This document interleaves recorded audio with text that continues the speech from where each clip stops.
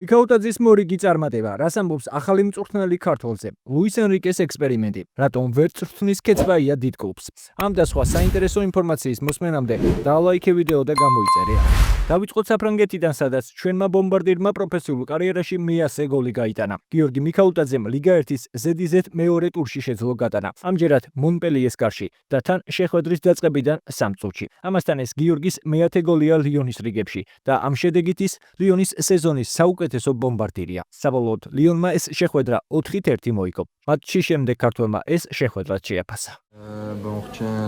ეს გუნდისთვის დიდი გამარჯვება. პირველი ტაიმი საკმაოდ რთული გამოდგა, მაგრამ მეორე ნახევარში მოედანზე სხვა შემართებით გავედით და საბოლოოდ 3 გოლი გავიტანეთ. მწვრთნელმა გითხრა, რომ უფრო მეტი გულით და თავდადებით გვეთამაშა და სწორედ ასე მოვიქეცით. მნიშვნელოვანია, რომ მომავალ შეხვედრებში ევროტურნირების ზონაში პოზიციები გავიმყაროთ. შეხვედრამდე ვიდეო ანალიზი ვნახეთ და მეტოქის სუსტი წერტილების შესახებ ვიცოდით. მნიშვნელოვანია, რომ თამაშიდან თამაშამდე ვუმჯობესდებით. ახლა ეს მოგება უნდა დავივიწყოთ და პარის სენ-ჟერმენთან შეხვედრისთვის საუკეთესოდ მოვემზადოთ.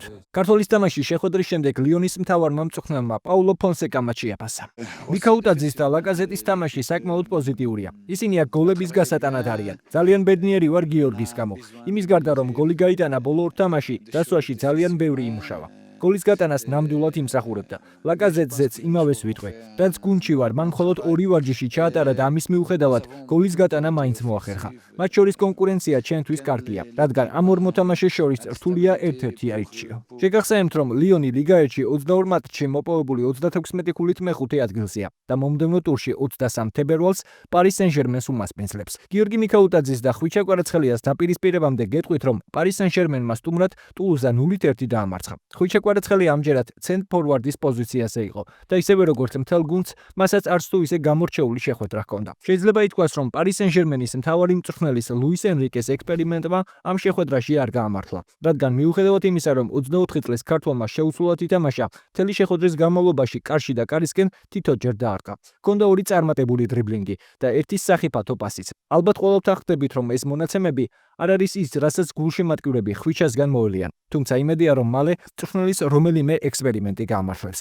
კვარასთვის არაკომფორტულ პოზიციას ისიც ემატება, რომ პარის სენ-ჟერმენის შეხვედრაში დიდად არ აქტიურობდა. ქართველის გუნდი ლიგა 1-ს დამაჯერებლად ლიდერობს. დაუმარცხებელ პარის სენ-ჟერმენზე შეხვედრის შემდეგ მთავარმა მწვრთნელმა ლუის ენრიკე ისაუბრა.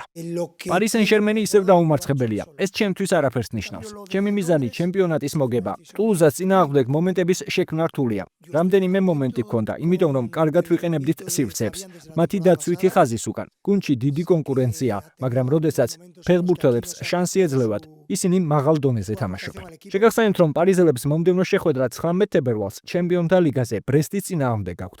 ეს უკანასკნელი პირველ შეხვედრაში სტუმრად 3-0 დაამარცხეს. ლიგის შეხვედრის შემდეგ კი 23 თებერვალს ქართველების დაპირისპირება გველის, რადგან როგორც გითხარით, ხვიჩა კვარაცხელიას პარის სენ-ჟერმენი გიორგი მიქაუტაძის ლიონს დაუპირისპირდება. ზურიკო დავითაშვილის სენტ-ეტიენი კი მარსელს ესტუმრა და დიდი ანგარიშით 1-5 განადგურდა. ქართველი ტრადიციულად ძირითად შემადგენლობაში იყო და თავისი გუნდის შემადგენლობაში ერთ-ერთი ნათელი წერტილი იყო. ქართველს 2 პოტენციური საგოლე პასი ჰქონდა.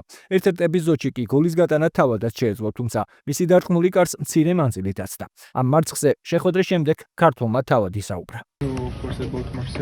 რთული შეხვედრა იყო. ვიცოდით, რომ მარსელი მაღალი დონის გუნდია. ამ სეზონში მათ წინააღმდეგ მესამედ ვითამაშეთ და ყოველ ჯერზე ყველაფერი კარგად გააკეთეს. თამაში დარჩენას შესაძლებლობის ფარგლებში ვეცადეთ, მაგრამ პირველი გოლის შემდეგ ყველაფერი რთული გახდა. ჩვენთვის ძალიან რთული საღამო იყო. ახლა შემდეგ შეხვედრაზე უნდა ვიფიქროთ, რომელიც ანჟესთან გვაქვს. ბევრი უნდა ვიმუშაოთ და უფრო ძლიერები დავბრუნდეთ.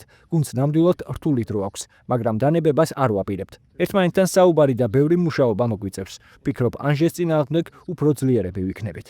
შეგახსენებთ, რომ ზურიკოს გუნდს 18 ქულა აქვს და სატურნირო ცხრილში გასავარნო ზონაში მე-16 ადგილზე იმყოფება. ამ ადგილიდან თავის დაღწევას კი სენტ-ეტიენი შემდეგ ტურში შეეცდება. ბუდუზივცივაძის ჰაინდენჰაიმმა მაინც უმასპინძლა და ისევ დამარცხდა. ამჯერად 0-2. ქართველმა ფორვარდმა შეუცვლელად ითამაშა, მაგრამ მეტოქის კარისკენ დარტყმა ერთხელაც ვერ მოახერხა. აღსანიშნავია, რომ 2 მომენტში კარგ პოზიციაში იყო, თუმცა უბრალოდ პასი არ მისცეს. მაგრამ ეს პირველი შემთხვევა არ იყო. ზოგადად ბუდუმდე ბურთი იშვიათად მიდის. ამას ადასტურებს თუნდაც ეს შეხვედრა, სადაც ქართველი ბურთს სულ 23 ჯერ შეეხო.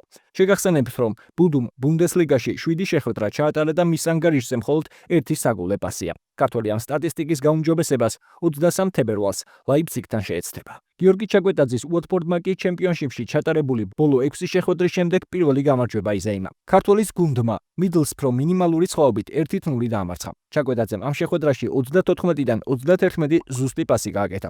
მის ანგარიშზეა 3 საკვანძო პასი და 3 დარტყმა გარში. 33 შეხვედრის შემდეგ უოტფორდს 45 ქულა აქვს და სატურნირო ცხრილის მე-10 ადგილზეა. ქართველის გუნდი მომდევნო შეხვედრას შინ ლუტონის წინააღმდეგ გამართავს. გიორგი მამარდაშვილის ვალენსია კი ვილიარეალს დაუპირისპირდა და 1-1 ითამაშა. ქართველმა ამ შეხვედრაში 3 დარტყმა მოიგერია და გუნდს ქულის მოპოვებაში დაეხმარა.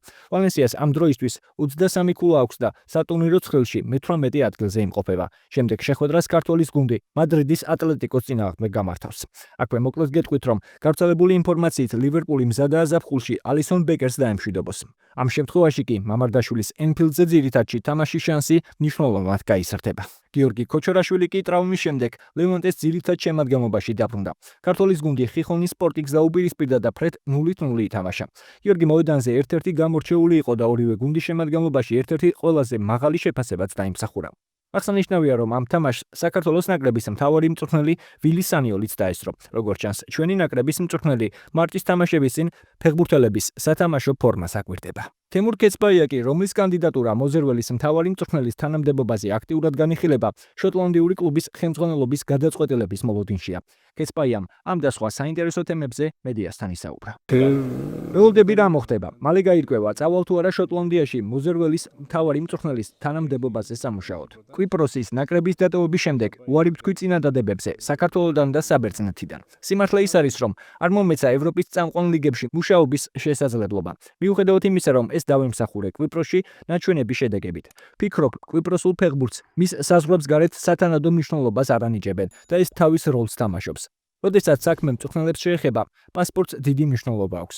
სულ სხვა, როდესაც ესპანური ან პორტუგალიური პასპორტი გაქვს. ესპანელი რომ ვიყო, მწვრთნელი რომელიმე დიდ კლუბში ვიქნებოდი. თუ თემურ კეცბაია მოზერველის მთავარი მწვრთნელის თანამდებობაზე დაინიშნება, მისი დებიუტი 22 თებერვალს დანდი იუნაიტედის გასვლით შეხვედრაში შედგება. საქართველოს მორაგბეთა ეროვნულმა ნაკრებმა კი მსოფლიო რაგბის რეიტინგში უელსთან უპირატესობა გასარდა. ქულათა სხვაობა ევროპის ჩემპიონატის ჯგუფური ეტაპის დასკვნით ტურში ესპანეთთან გამარჯვების შემდეგ გაიზარდა.